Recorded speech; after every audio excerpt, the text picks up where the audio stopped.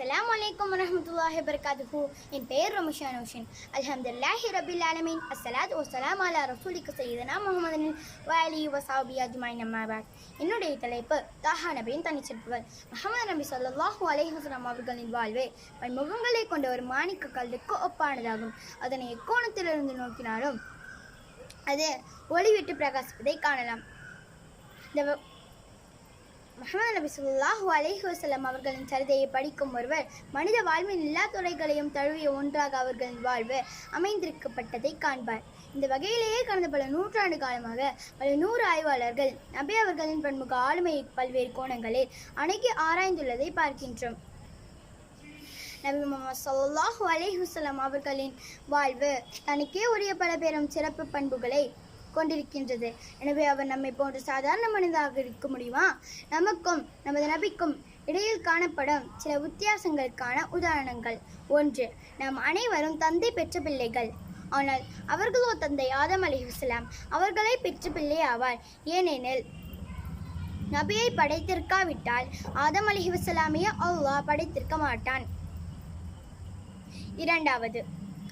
நாம் அனைவரும் ஜீரோ போன்றவர்கள் தான். எத்தனை ஜீரோக்கள் சேர்ந்திருந்தாலும் அவற்றுக்கு மதிப்பே இல்லை. அவற்றை கணக்கில் சேர்க்கவும் முடியாது. அவற்றுக்கு மதிப்பு வேண்டுமானால் 1 அல்லது மற்ற எண்ணிக்கையுடன் சேர்க்க வேண்டும். இதை போன்றுதான் சிறப்பையும் நம்மால் பெற முடியாது. 3. அல்லாஹ் நபிக்கு தேர்வு செய்திருக்கும் முஹம்மது என்ற பெயரே அவர்களின் கண்ணியத்தையும் பாதுகாக்கிறது, வலிமை பெற்று விளங்குகிறது. அனைத்து நபிமார்களையும் பிறந்ததற்கு பிறகு புகழ்ந்து போற்றுகின்ற அல்லாஹ் முத்தான முஹம்மது நபி ஸல்லல்லாஹு அலைஹி வஸல்லம் அவர்களை மட்டுமே பிறப்பதற்கு முன்பே போற்றிருக்கின்றான். ஈசா நபியை பிறந்ததற்கு பிறகு போற்றுகிறான். அவர்களின் அன்னையை பரிசுத்த தன்மைகளை நிரூபிக்கும் வகையில் அவர்கள் தொட்டிலில் பேசிக் கொண்டிருக்கின்றதை அருமையாக குறிப்பிடுகிறான். முஹம்மது நபி ஸல்லல்லாஹு அலைஹி வஸல்லம் அவர்களை மட்டுமே பிறப்பதற்கு முன்பே போற்றிருக்கின்றான்.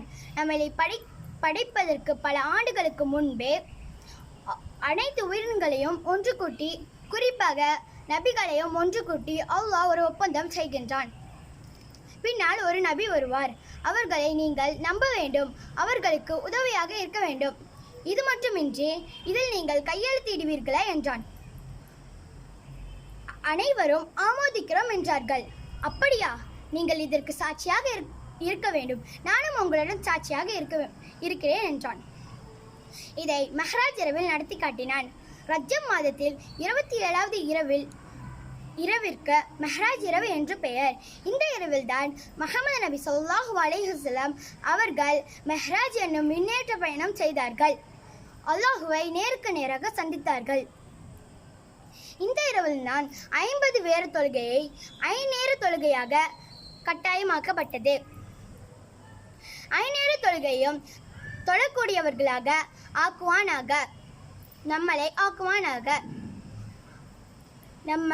நம்மளுடைய அனைத்து பாவங்களையும் மன்னிப்பானாக. ஆமீன் ஆமீன் யா ரப்பில் ஆலமீன். வாஹிர் தவானா அல்ஹம்துலில்லாஹி ரப்பில் ஆலமீன். அஸ்ஸலாமு அலைக்கும் வரஹ்மத்துல்லாஹி வபரகாத்துஹு. ஜஸாக்கல்லாஹு ஹைரன்.